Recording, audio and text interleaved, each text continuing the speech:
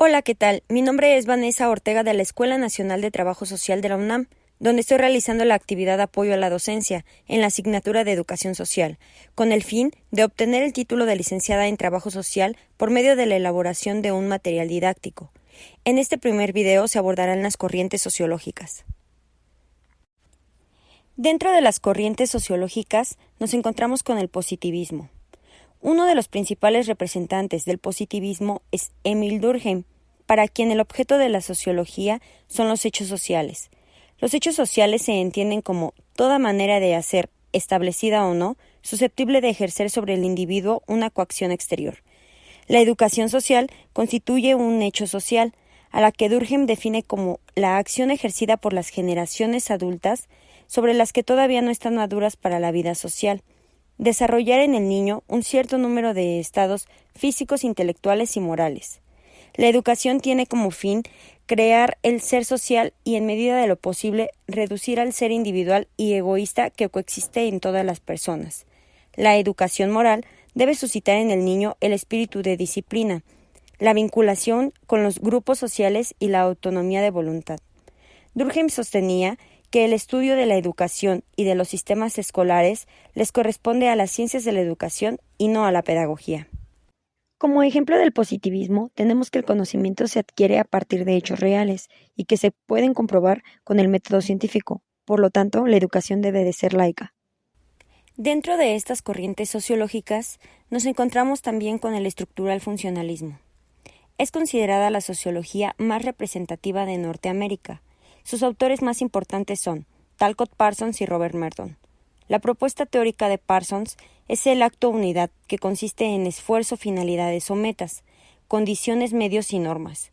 El esfuerzo, las finalidades y las normas se consideran componentes subjetivos, mientras que las condiciones y los medios son componentes objetivos. El sistema de acción está organizado en 3 niveles. Sistema de personalidad, que comprende necesidades orgánicas y emocionales que se concretan en una identidad individual y se adquiere a través de la socialización. Sistema social, resultado de la interacción entre diversas personalidades y abarca las instituciones y estructuras. Está sujeto a presiones de organización y escasez. Sistema cultural, conformado por los patrones culturales que orientan las interacciones específicas y las disposiciones de necesidad.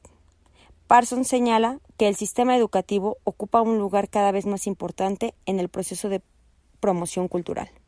Un ejemplo del estructural funcionalismo será que, de acuerdo a la estructura de la familia, dependerá el rol que adquieras y la forma en que te desarrolles en el ámbito de la educación para que cumplas una función en la sociedad. Tenemos la teoría de la reproducción. Es en realidad un conjunto de teorías que surgen entre los años 60 y 80. Defienden la idea de que las instituciones educativas reproducen las condiciones de desigualdad que existen en la vida social. Pierre Bourdieu y Passeron son unos de los principales sociólogos reproduccionistas, los cuales sostienen que toda acción pedagógica es objetivamente una violencia simbólica. Por otra parte, es un acto de violencia simbólica porque las relaciones de fuerza que se generan entre los grupos, las clases o las formaciones sociales son la condición de posibilidad de la comunicación pedagógica. Las relaciones de fuerza son las que justifican la educación, sus contenidos y las formas en que estos se inculcan. Por acción pedagógica se entiende toda acción intencional realizada por los miembros educados de un grupo o sociedad, ya sea la familia, los maestros o cualquier otro agente socializante.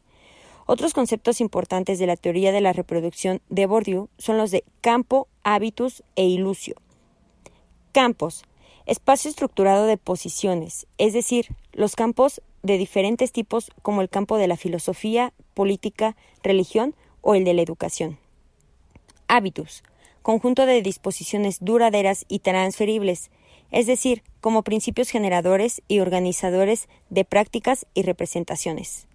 Ilusio: en cada campo existe un conjunto de objetos en juego e intereses, por lo que los miembros del grupo están dispuestos a competir.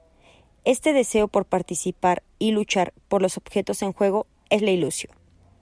En la teoría de la reproducción, un ejemplo es la lucha constante en la que nos enfrentamos entre la educación pública o privada, que genera desigualdad.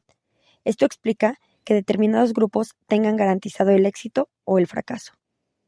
Por último, tenemos la teoría del capital humano. Surge en los años 60. Desde esta perspectiva, la educación es una forma más de inversión. El rendimiento se puede medir de dos formas. La primera es calcular los flujos de ingreso y gastos de la inversión y ponerlos en términos de valor presente. Si los ingresos son mayores que los gastos, la inversión es rentable. En caso contrario, no lo es.